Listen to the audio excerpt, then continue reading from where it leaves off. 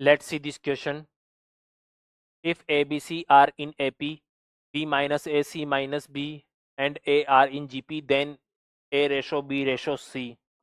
तो यहाँ पर अर्थमेटिक प्रोग्रेशन, यहाँ से भी कॉन्सेप्ट यूज हुआ है, ज्योमेट्रिक प्रोग्रेशन, इसका भी थोड़ा यहाँ पर कॉन्सेप्ट यूज हुआ है, एपी जीपी दोनों का यहाँ पर यूज हुआ है। अब देखो उसने क्या बोला है, A B C in AP, A B C ये किस में है, एपी में है मेरे पास।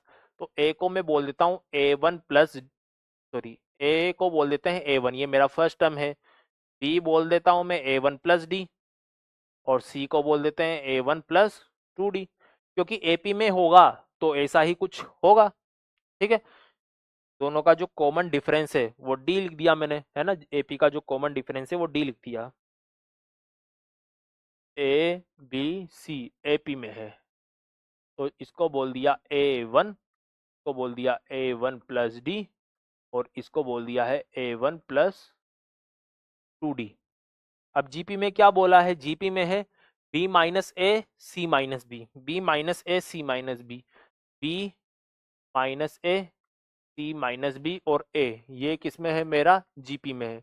तो देखो बी माइनस ए निकालो, बी माइनस ए, तो ये तो बन गया मेरा बी माइनस ए, निकालेंगे इसको, निकालते हैं बी माइनस ए, तो वहां से निकालेंगे ए one plus D minus a one, तो ये बन गया मेरा डी। ठीक है, ऐसे ही सी माइनस बी, सी माइनस बी निकालेंगे, ये भी बन गया मेरा डी, और ये तो ए ही है मेरा, इसको बोल देता हूं मैं ए वन।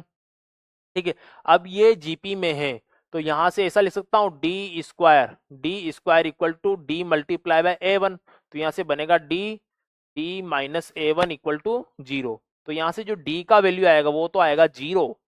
ठीक है, और जो या फिर डी का वैल्यू आ जाएगा मेरा ए वन, दो वैल्यू यहाँ पे पॉसिबल है, डी का वैल्यू या तो जीरो आ जाए या ए वन आ जाए। अब देखो अगर मैं डी का वैल्यू जीरो ले लेता हूँ, डी का वैल्यू जीरो ले लेता हूँ, तो एपी के सारे जो नंबर हैं वो क्या हो जाएंगे, बराबर हो जाएंगे, A equal to B equal to C, और रेशो आ जाएगा वन वन वन। ठीक है, यहाँ पर ए बी सी बराबर हो जाएंगे, और मुझे ए बी सी रेशो निकालने वो क्या आ जाएगा, वन वन वन। एंड दूसरी बात ये है, अगर डी को जीरो ले लूंगा तो जो जीपी है उसमें ये टर्म जीरो बन जाएगा, ये टर्म जीरो बन जाएगा, और यहाँ पर ए वन लिखा हुआ है तो ए वन अपने आप ही, ए वन को भी क्या होना चाहिए, जीरो ही होना चाहिए, है ना, ए वन भी जीरो होना चाहिए अगर मेरा डी जीरो हुआ तो, क्योंकि ये जीरो तो ये भी जीरो बन जाएगा। ठीक है, और फिर यहाँ पर ये जीरो बना तो फिर ये सब टर्म्स भी क्या बन जाएगी, जीरो बन जाएगी, मतलब एपी सब जीरो, जीपी में सब जीरो, तो यहाँ पे सब कुछ जीरो बन जाएगा। ठीक है, तो यहाँ पर जीरो तो नहीं लेना है, तो यहाँ पर d equal to a one ले लूंगा मैं। अब d को ए वन डालूंगा, यहाँ पे लिख लेते हैं बाय इक्वेशन वन, इसको बोल देते हैं अपन इक्वेशन वन, तो d equal to a one, d equal to a one, तो जो ए बी और सी का जो रेशो है, ए बी सी का रेशो है वो कितना आया, A one ratio A one plus D, और ये बन गया टू ए वन रेशो, ये कितना बन जाएगा, थ्री ए वन। तो जो रेशो निकल के आया वो आया one ratio two ratio three, one ratio two ratio three. तो यहाँ पर जो ऑप्शन ए है, ऑप्शन ए हमारा करेक्ट आंसर होगा।